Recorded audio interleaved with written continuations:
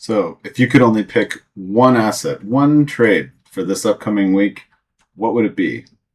For me, it's going to be probably a short in silver, and I can show you why later. We're going to start with the dollar first this weekend. So, on the dollar, right, we expected this retracement, and I expected more of a moonshot for the dollar. But some of the data that came out in the peace talks for the Middle East, made some weakness in the dollar here, which now we're in this gap a little bit. I would expect more of this, definitely this low to get taken. There's no reason for this smooth double bottom here to remain intact anymore. So for the dollar this week, I'm kind of seeing something along these lines. We've got this trend line that's, roughly intact. And I'd love to see a sweep of it down here into a 618 retracement and potentially a liftoff from there for the dollar. Now, is it possible that we just get this really deep retracement below this double bottom, which has been suspect for a while? Yeah, I mean, it is possible. And that may lead to a huge run up in indices in gold, silver, euro, etc. But is that likely? I don't think so. Is it possible? Sure. I mean, if we want to take this trend line and just completely blow it out and sweep this double bottom, as we've kind of been afraid it might happen for a while, then that's certainly part of a possibility. We did leave a smooth double top here.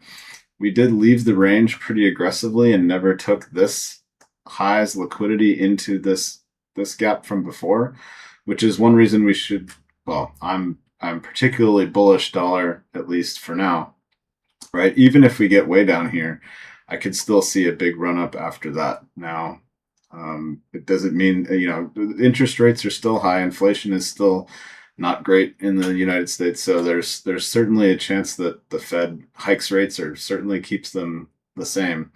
In which case, dollar should still see some strength here. And I don't see any reason for it to, break this low over here. However, can it break this trend line and come back? Sure.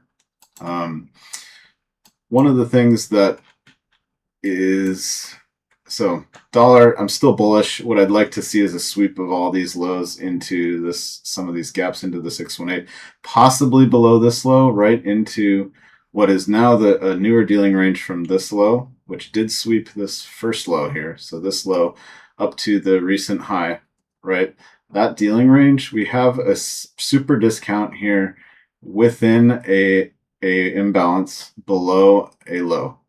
So what to me is the most likely long for the dollar would be a brief tap of this super discount level, and then we can start moving up. So we did start to do this, but now that we've already rejected this high and reclaimed a lot of this bullish imbalance out of the range, we're going to come test deeper into the range. If we do measure that, right, this super discount of the most recent dealing range here is perfectly aligned with the 382 retracement within the original consolidation here. So it's still in premium, but it is a good level for retracement when we're trying to be extra bullish.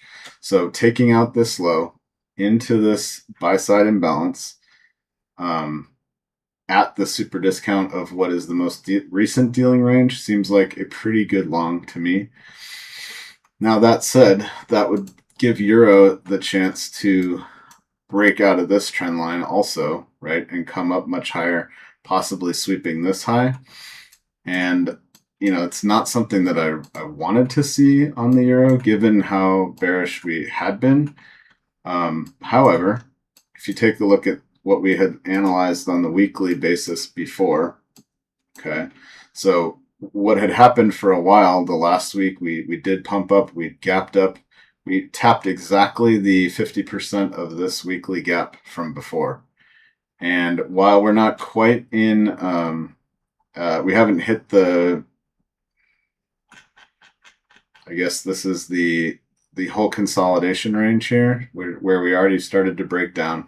We haven't come back up to the bottom quartile of that quite yet. So for euro, it could actually take out last week's high just by a little bit, hit the bottom quartile of the consolidation range, and then take a dump if dollar is going to slide. So on a daily basis, I'm going to delete this. Right, we tapped exactly to the consequent encroachment of the weekly gap that happened over here. So there was a weekly gap that we measured out, and we hit exactly the middle of it. So what I like to see are the bodies kind of staying near the bottom of that, and we did wick and close right back at the top of that. So from a dealing range perspective, we might see a little push on euro and back down. We did hit exactly where I wanted to see that hit, and now I would expect a tumble. So the only thing giving me pause now is that the dollar is probably going to sweep below, and maybe the euro doesn't. So there's a divergence there. The pound also barely took this high, right? So the pound could have some stretch. You know, the DXY is made up of 6 different currencies against it. So it could be that the USD yen is going to be the weakness in the dollar that shows up in the DXY versus euro, which I know euro is like 50% of the DXY. So that's why most of the correlation comes with euro. But the Canadian dollar's in it, the euro, pounds, the Swiss kroner, right? So like there's not just if dollar's going to make a new low, doesn't mean euro is going to make a new high. And where we hit on this and exactly where this dealing range lines up, see these bodies at 25, the super premium level, where we launch off, hit the top, and close back exactly at the midpoint of those. So that leads me to believe that the euro has topped. Also the pound. When we might get another spike up here, but we did take this liquidity, right? And this high still is right at the top of this gap. So maybe pound takes one more push up and then can start to come down. But ultimately, the story is here still bullish dollar. It's just how much liquidity on the sell side are we actually going to take? And I'm guessing we would come down, take this low and hit that super discount level, but we don't have to. We can certainly stay above this consolidation. There is a little gap in here, and we just tap the 618 right there to the middle of this gap, and off we go. So I'd be looking for any time earlier in the week, because we do have Fed rate announcement, right? So that could be the perfect chance for just a sweep down to whatever liquidity level is predestined for this currency here. Sweep down, probably take that low, but definitely be taking this low and likely in here, and then a rise up. Okay, so that's what I'm looking for. I'm looking for euro pound to essentially consolidate until Wednesday when the rate announcement comes. And let me just verify that that's exactly when it's coming. Let's see. Wednesday CPI. Yeah, CPI.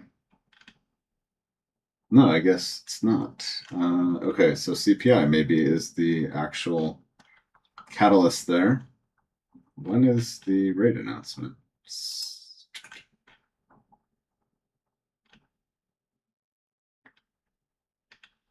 Huh. FOMC minutes come out Thursday the 20th. So actually, I misread something that I thought I had read. It was August 12th is the next rate announcement, but I'm not seeing that here on Forex Factory. I am seeing the core CPI measurements coming out. So that could definitely also be the catalyst here to create a run up on the dollar if inflation stays hot. Right, so euro, I do think this was the top. If anything, we might just poke up here to snatch this body's liquidity because it broke the structure downward. So we could just tap the top of this imbalance, right? Hit the super premium, not super premiums, the lowest quartile of the super discount of the consolidation range, and see where we might find a downturn in correlation with the pound and in correlation with the DXY. So we can leave that for now. The pound, while we wanted to take this short, again, last week we said I think what we have here is a break, a tap, a attempt on continuation, right? And now we have a double top in here. So from a structural perspective on the pound, I'm looking at this dealing range from here to here. And I'm seeing that we're in the super premium. If we do take it from here to this double top back here, right, we are still, the body's not closing above the super premium, and now we're, you know, barely in premium here. So I'd love to see a displacement back through the 50% of this range. And if we are to take just the smaller dealing range here to here, right, now look at that. See where these bodies are not closing above the super premium level. We were wicking into it, but I would expect that this stays intact. The super premium will keep the bodies down. If we do have a bullish close up here, we'll likely get another bearish close to supplant that. So I'm seeing this as a, you know, this low, we had a break, a tap, double top, and a continuation downward. So somewhere in here, we're likely to just get a maybe another poke up to the top side. One Monday, consolidate, Tuesday, Wednesday, spike and down. Or we could just, you know, if we're already starting down here, then Wednesday, once CPI comes in, we could really just start taking off to the downside on the pound. If we look at the metals now, so gold, if I had to take one trade all week, it's going to be a short in silver. That I can go through that right now pretty much. So I've been waiting for this consolidation and silver and gold to have a massive run up before what I expect to be another big drop down to like the mid 40s on silver. And here's what we see. I have these arrows here. They've been in other videos. I'm going to take them out right now. Okay, so I've wanted to see for a while silver and gold come up into a premium before we could displace down again. And we had the rundown. We took this low, we took this low into this imbalance, right? And we've consolidated around there for quite some time. So now with this run up, right, here's the dealing range that I'm looking at where we last had a big run up before a drop, right? So this is a breaker within the whole structure. So this is the dealing range right now. We have finally returned to a premium where we had just tapped it before. And if we were really going to continue bearish, this would not have stopped here and we wouldn't have displaced through this high. So that was basically saying we're going to consolidate here. I expected this run up to grab liquidity from this entire consolidation. People thinking, okay, here double bottom, or here gold and silver have bottomed and we're back to the moon. I disagree. I got short silver on Friday, and I would plan to make that my only trade of the week if I had to pick only one, right? So we're back in premium. We hit the 618. We basically went right to the midpoint of this daily gap down, right? So this is in the bottom of this breaker. If we draw the dealing range on this breaker, okay, and right at the 382, which is what we were saying, is if we're going to continue bearish on this, the 382 is a good marker. We're at the 618 of the parent dealing range, the 382 of the prior breaker dealing range, right in the middle of this gap, which is where silver hit. So again, as it did that, and I had my alerts going off like crazy on Friday during NFP, I'm going to draw that daily gap down. And what do you know? The exact midpoint of that gap at the 618 of the prior dealing range at the 618 of this dealing range hit on Friday during NFP. And you could see that on a 1 hour basis. It just blasts through and immediately rejects, right? So to me, silver is done with its dealing range. If you are to draw this dealing range, from here to here. Look at that. So we first resisted at the super premium. We blasted through it all the way to the apex, and now we've just barely found that inkling of support here where we are likely to get back up into the top octant, right? So the back to the premium of the super premium, basically, right? So if we are to come back up here, and this is how I look at the market, guys, grade the dealing range here, okay, 50% is 64,385, and where is that? Right at the bottom of this up close candle, which hit the apex and displaced through it, right? So for silver this week, I'm expecting a little pump to just into the premium here, barely, and then we're down for the rest of the week. So what I'm expecting to see is that the CPI number on Wednesday really accelerates this through here, right? So we essentially had, look at this, the super discount level, right? We were down here at the middle of that bottom quadrant when we closed on Sunday. We gap up, just tap the super discount. We sweep this entire range of liquidity, which I said we were going to do at the beginning of last week, right on Monday. We swept it, and it was bullish the whole week till Friday NFP. So that week basically was the catalyst to take all this liquidity from the entire consolidation right to a very logical point. Okay. If we also measure 4 standard deviations from, or yeah, in this case, it's basically 5 standard deviations from the liquidity run, the start of the liquidity run. It's 5 standard deviations almost, right? So it's a nice round number right into the middle of a gap. So if I had to pick one trade this entire week, it would be short silver, and it'd be ideal to get in at 64,385 if you weren't already in. But I'm already in on a couple accounts, and I'll be looking to short it pretty much the entire week, unless we get a massive bullish candle through this high that stays and closes above it. But I don't see that happening. If it does, okay, cool. I'll have to readjust. The other reason for this bearishness is copper. Watch this. Copper, we said, this double top from a long time ago now, a couple months ago, was going to get run out.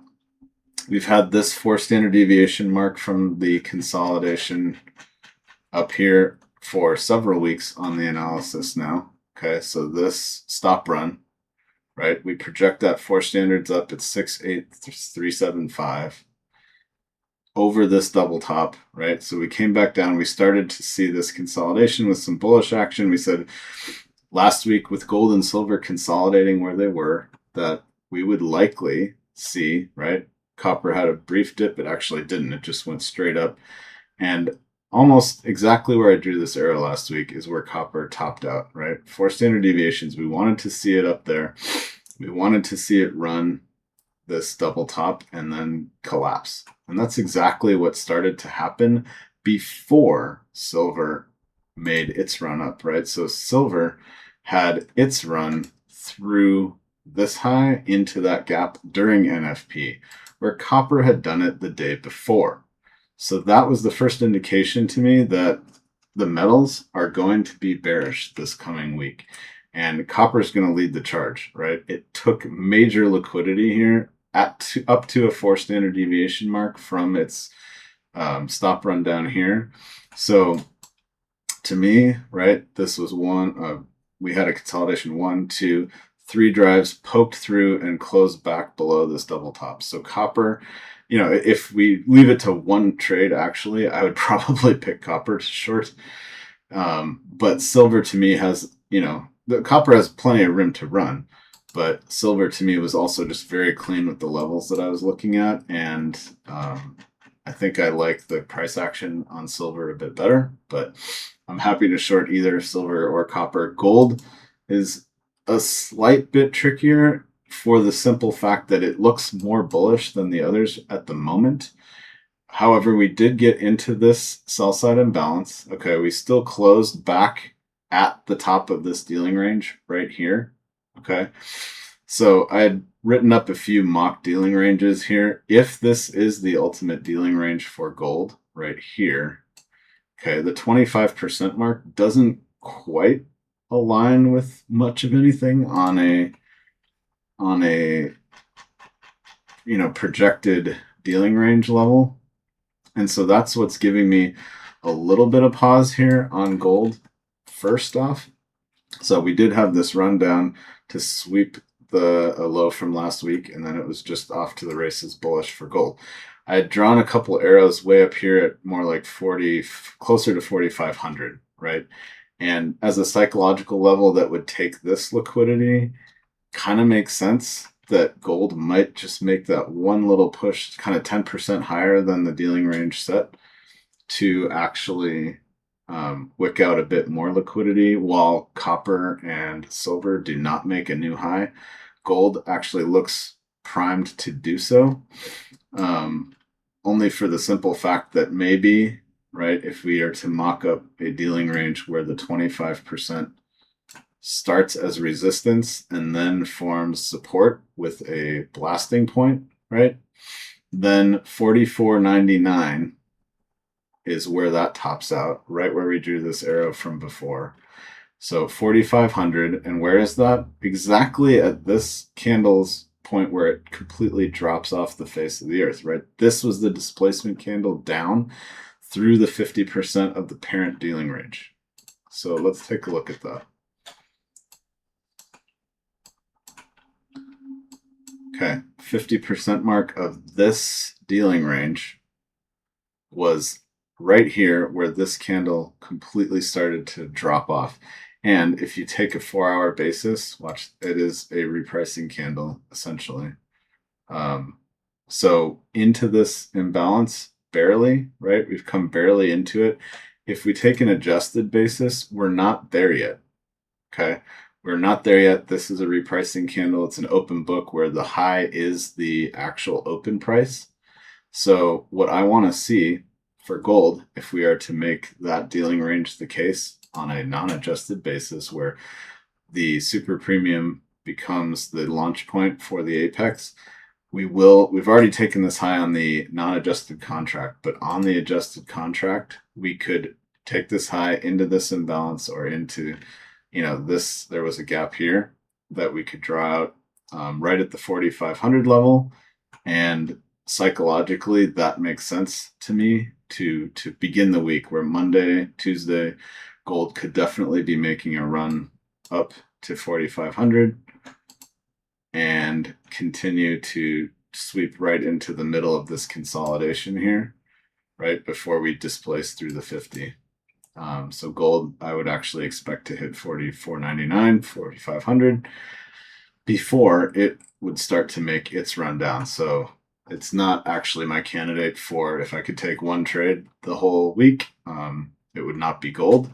But what I would love to see is this, right? So what we didn't see was the brief run up and the run down, or the run up and the run down. But I am expecting now that this arrow up becomes the actual one where we hit 4,500, and we projected that a couple weeks ago.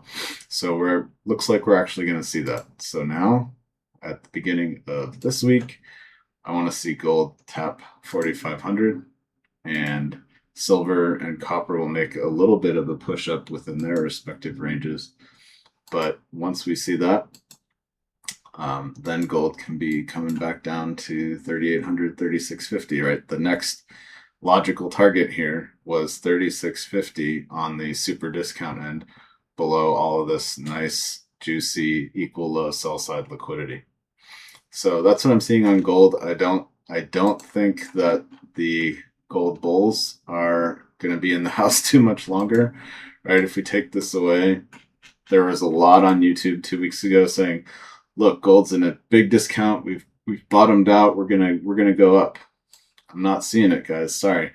We have, as if trend lines actually mean anything, but you check this out. Okay, we have now this trend line back from this double top here, right? Straight through where we just wicked through it, but I don't see it being a continuation. This is going to be a fake out, or if anything, just basically a rough drawn trend line. I bet if we B adjust it, well, I don't know, maybe. Anyway, trend lines are kind of snake oily anyway, but there's a reason that you can draw them, because they start to look something like this. And when it hits a good level on a dealing range perspective, what we also said, right? Why do we expect this level to be? Because we had this big run up over here before we took that out. So when we looked at it on the weekly basis, I wanted to, well, I didn't want to, but if it were to happen this way, right? And we see this correlated, we have a bottom and we have a bottom, and we see a correlated big spike here, right? And we see a correlated big spike here that I now expect will just get overrun next week by a huge down candle. We have a low here, we have lows here. So all of this, let me hide those drawings again. All of these lows are so juicy, and I can't imagine the market makers leaving those just as the actual bottom for gold at this point. Now, I do think you can be buying gold. It's just not till you're down here at 3,100, 3,000, maybe, right? It was, again, the perfect narrative December, January, February to be like, okay, everyone buy gold, and it was way up here. This makes it look like gold is ready to make a new run to the top side. But with what's happening in copper, what looks like it's happening in silver, I'm not seeing the metals being bullish. And so really, this was just the big spike like this on the left side of the curve. Now on the right side of the curve, we've taken some liquidity into an imbalance, and we're headed to the downside, back to a overarching dealing range. So I mean, I know I can do it on some level. Okay, we're still in, from the completely overarching dealing range, we're still in a premium, right? We've consolidated at the 618. We've now had a major run up. If we somehow manage to tap the super premium again, but I doubt it, we've already launched off of that. So, yeah, I mean, really the next stop is from this dealing range, right? This smaller dealing range, the super discount, right? That's from this one. I'm sorry, this is kind of messy, but this is, shoot. Okay. So this low right here is the start of this dealing range to the top. And I don't know why that's so off right now. Pull that down. Okay. 36 and a half, right, is 50% of the overall dealing range for gold in the last 2 years. It is also the super discount of the most recent year dealing range. Okay, so that is a fantastic target for what is now, I expect to be a fat dump down to 36 and a half, which completely shuts in this imbalance, takes this sell side liquidity, this consolidation sell side liquidity, now that we've swept the buy side with a big time push last week. And ultimately 29.69.5 will complete this market maker sell model, with the possibility to go even lower, right? 16.25, probably not where I'm looking to buy gold at 26.25 at the super discount of the last 3 years dealing range. So where we started down here, okay, 16.22, and we had this massive run up 3/4 of the way down from that. The super discount is at 26.25, and that would potentially be, well, that's where I'm very interested in buying gold. The 3D2 mark, which completes this smaller market maker sell model, is a possibility, like around the 2,800 to 3,000 mark. But if we're already there, chances are we're going to go hit the super discount of the last 3 years before we would have any sizable run up. So Gold, you know, over 4,000, 4,500 anytime in the near future, probably unlikely. So that's where I'm going to be short silver, and it's probably going to hit 46,335 at some point to clear out this and rebalance this entire run up. So that's where I am at with silver, copper, gold. Oil is interesting. This is the one thing kind of giving me some pause. I wanted to see it come down a lot farther than it did last week, and that's where it's not as convincing to me. Some of these where, you know, I expect if there's any kind of ruminations of peace that we would gap down. You know, we hit the super discount of this dealing range. Okay. So it's possible that that's the turning point and we just continue upwards where, you know, it might sweep this low. Okay, I'm just going to get rid of this. Might we just sweep this low from last week and continue up? Possible. This just looked like such an extremely weak low. Yes, it was within a gap, right? We closed in the gap. But I expected at least this week maybe to get a stronger push down with all the talks of peace, and these lows are just extremely weak looking, right? But it would take a lot maybe to bring oil down this far to sweep a lot of this liquidity before it turns. If, you know, if it's, I think what I'm saying is if the news is such that it would come down that far, then other assets are going to be high flying, right? And it may be gold, silver, copper. I just don't see it from a dealing range perspective. It, you know, euro, pound, possibly, right? That's where you go back and you say, if the dollar is really going to weaken with oil to this double bottom, yeah, maybe, right? What does that mean for euro? It would probably take this high. I doubt it's coming all the way back up here, but that's where this double bottom is on the dollar. So if euro comes all the way back up here into this wartime imbalance or wartime gap, maybe. Pound, right? That looks like it's taking this double top and into the super premium of this whole consolidation range, right? Back up to basically this level, 137.5. So is that possible? Yeah, I guess it is. And that's where oil is the one thing giving me a lot more pause to say this looks like a market maker sell model that will complete to take this out. And if the wick is going to be somewhere down here, it probably should be taking out this too.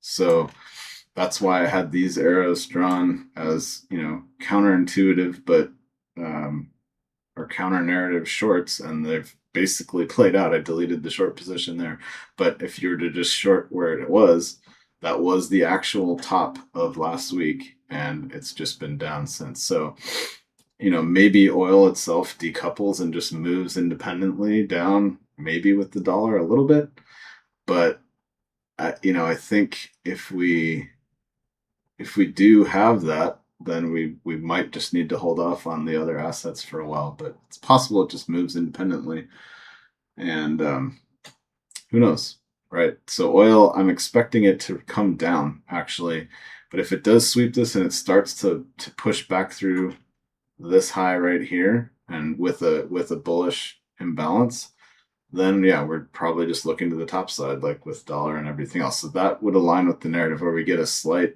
retracement on oil down and maybe back to this gap a little bit with a wick, and then we go up, and that would leave a double bottom here to come back for much later, when oil might make a retreat back to these levels. It's just this. So the war is basically confounding the oil chart, I feel like, but it's confounding a lot of other charts too. This just looks so weak, but doesn't need to get taken now. It could just wick down here, leave a double bottom, and continue on its way up, because this is the 618 of a bigger dealing range, right? So if we had a break, tap, double bottom, and this run up would suggest that we're clearing these highs at 120, no problem. So, you know, I think either way, we're looking at a major run down on oil or a major run up or right in the middle of the range. So I'm not particularly interested in trading oil right now. But it could also just be that now oil, gold, silver, copper, the indices are all going to start sort of this big decoupling or, you know, of their correlation, which I'd kind of like to see. To me, they're analyzing well independently. And so, yeah, if oil wants to make a run down and dollar wants to make a run up, who am I to say they can't do that? They're just most recently have been very correlated. So when we look at the NASDAQ, for example, right, if oil is going to make a run down, I would expect NASDAQ to be making a run up. And there's no reason to believe that this is the top, right? We have smooth highs right in here. Okay. And so we just swept all this sell side. We're going to sweep the buy side is what it's like looking like. If we don't get all the way to the top, even though these are nice smooth highs, we're certainly going to top out somewhere in this 30,250 to 30,500 range, and possibly then be seeing the downspin. If we look at the Russell, for example, right, it still has its 4 standards from before that we measured would be around 3150. So it sure looks like it's going to go take that liquidity, right? With a launch from the 25, if we were to do that. Again, the Russell was tricky, but it's certainly been more of a telltale sign to say, okay, we've got a 50% mark, 25% mark. It didn't look done, so that made us think and question that the run down on NASDAQ was not going to be the continuation run down, right? This is definitely the sign of weakness as a distribution goes. But I think we have a repricing candle here, or pretty darn close to it. Open 27,202, low 27,202. Yeah, we have a repricing candle here. So what this is telling me is that this is the stop run of this entire distribution cycle. So we've broken down, and now the market makers are ripping everybody's stop out on the way up before the real move down.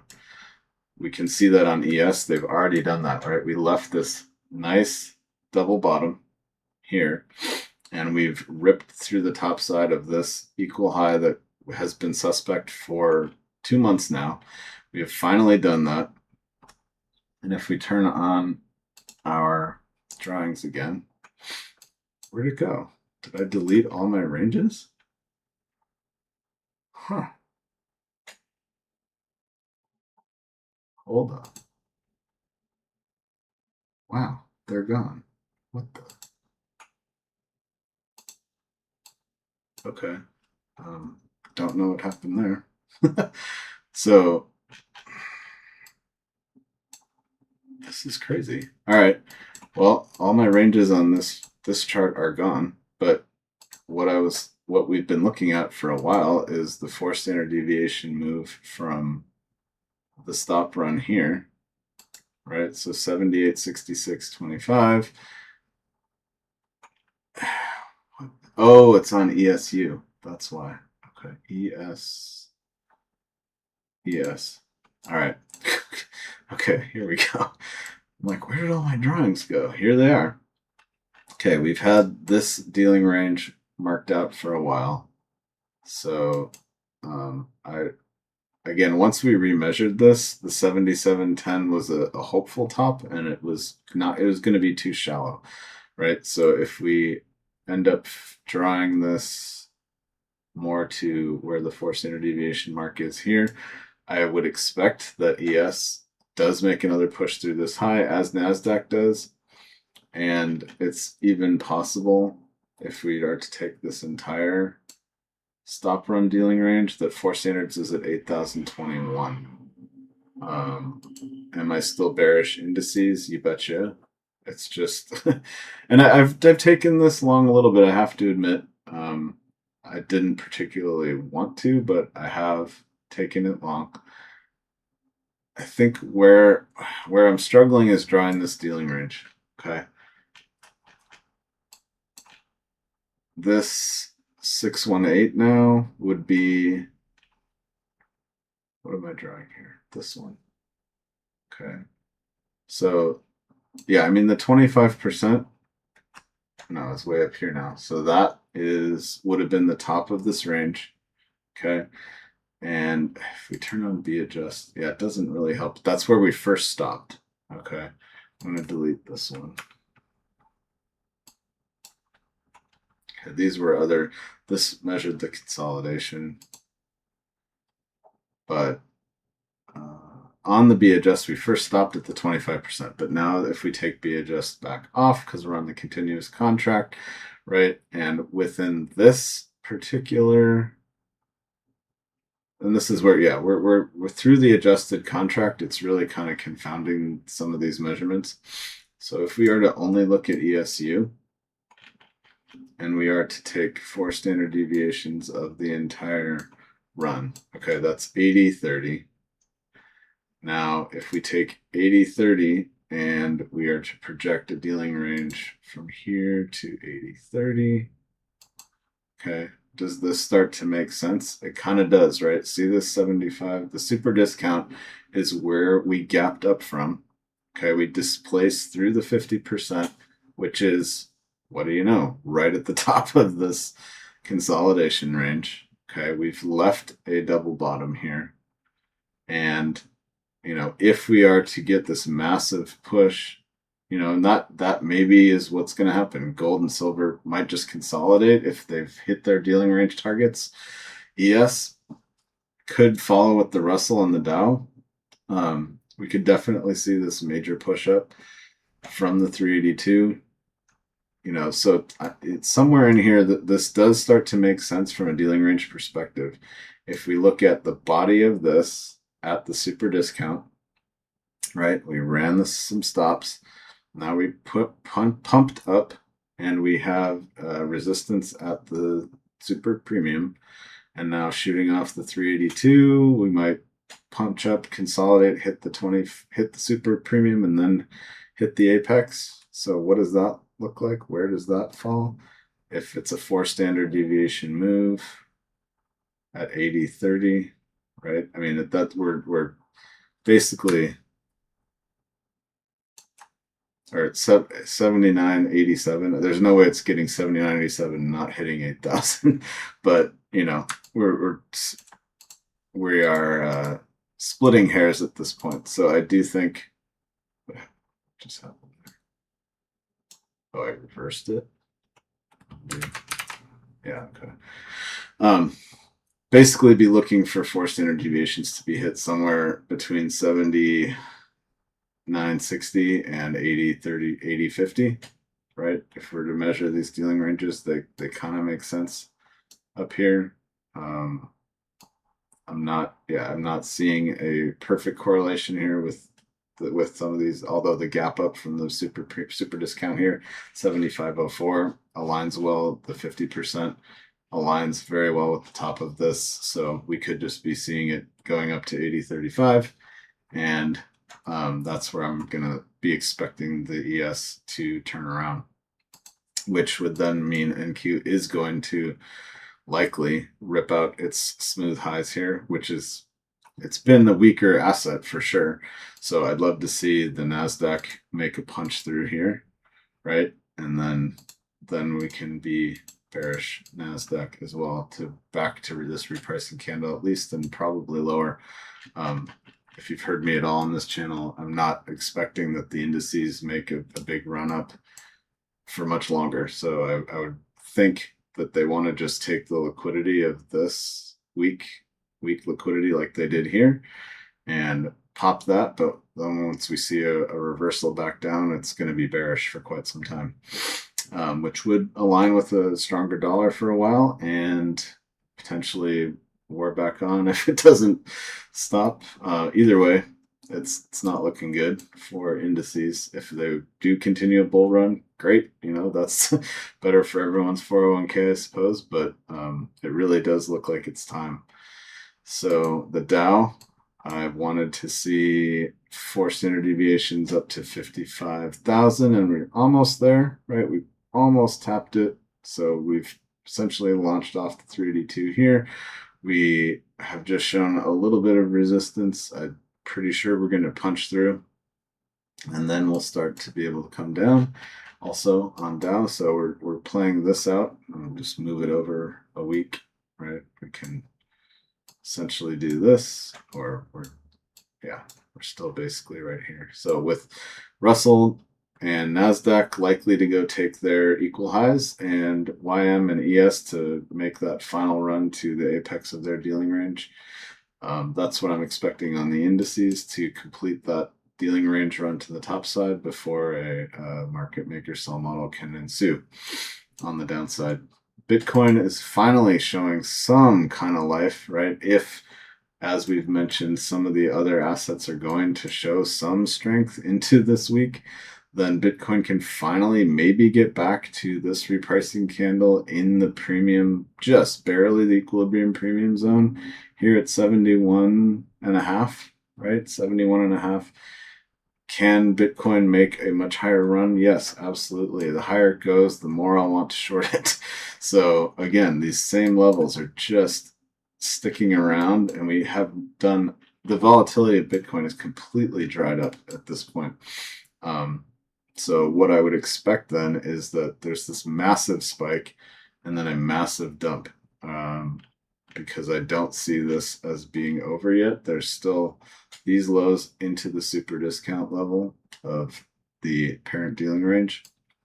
And to me, there's no way that, okay, so if the run on Bitcoin actually happens down first, then I might be bullish for a while to get back up into premium, because if it's going to take out this low by just putzing around here, petering around here, and then completely flushing, fine. Like, we've been bearish for forever on this. However, most of the time, like we just saw in gold and silver, if we're bearish, you want to see a run on stops, okay, somewhere in here. Like we had this consolidation, and then we went up and dumped through it, but barely. We're consolidating just below that, right? So can we just go up to the 50% of this range? Yes, and dump. That's basically what I'd like to see, or at least something like that. If we go up to a super premium, fine, right? That's where we cascaded down from the super premium level at 75% here. From a dealing range narrative, that makes sense to go wick this body.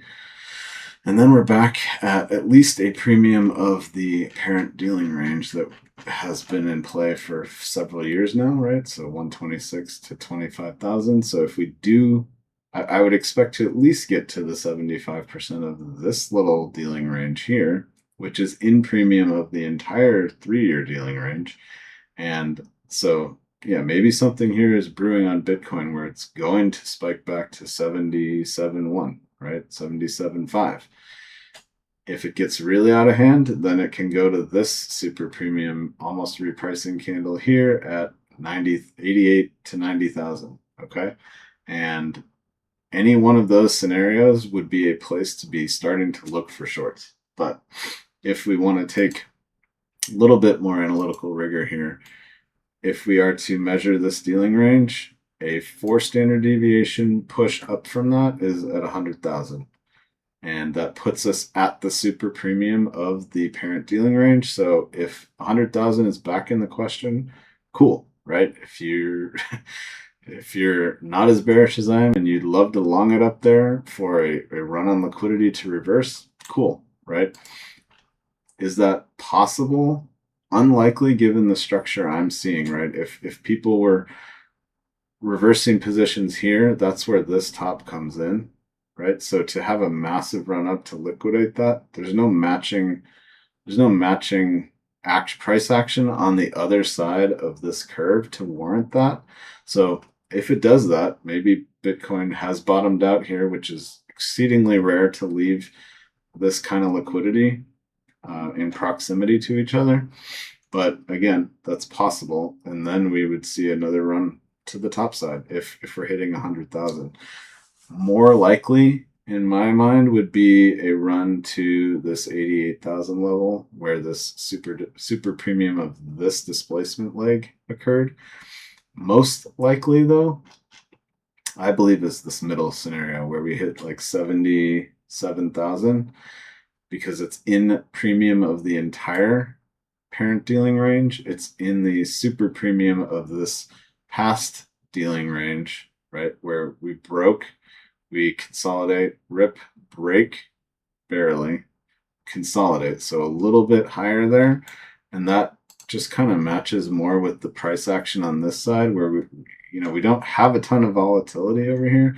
We don't have a ton of volatility here. If we're going to take some buy side liquidity, then to me, it makes sense that we just go and hit the super premium of this last dealing range and the equilibrium point of the entire parent dealing range. So that's the Bitcoin story.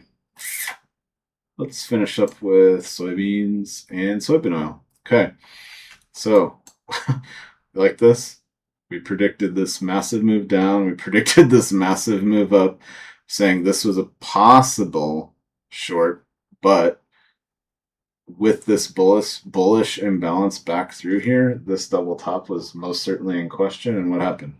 Exactly what we had predicted 2 months ago. So, and almost exactly to the point that this arrow was riding here.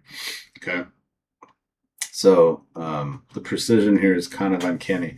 Did I short it here? No. Did I want to? Yes. Was I paying that much attention to soybeans at this time? No.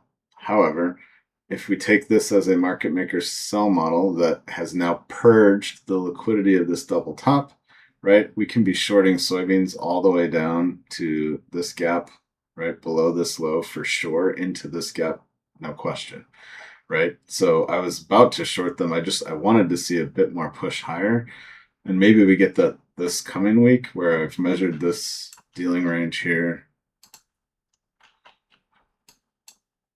on the hourly basis. Okay, the last big run before a break, so I measured that dealing range. Okay, and we did get back up to the 618. We came down, so soybeans, this looks weak to me, and it looks like with the WASD report that's due out next week, we might be able to get a spike back up to 118. I want to short it somewhere. I want to short it somewhere in this range, 1182 at the super premium, up to basically the middle of this gap, or where this gap was. So somewhere in this range where we've taken some buy side liquidity, I'd love to be short soybeans. I have a pending order in, or I have a pending alert at 1201 right here, right in the middle of this imbalance. That would be my ideal short, taking all this buy side liquidity.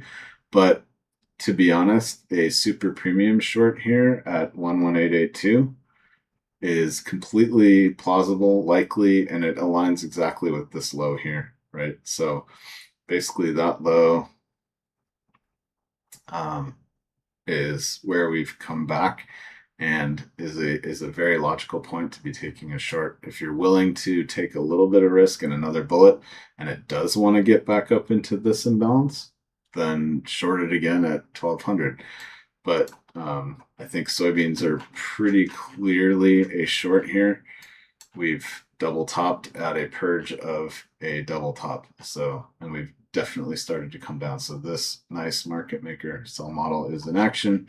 We're still in premium. Okay. So if we want to take the dealing range here from this low to this high, we are barely, we're consolidating around the equilibrium level. So I'd love to see a pump up just to keep that premium going a little bit, and then displace through the 50% mark.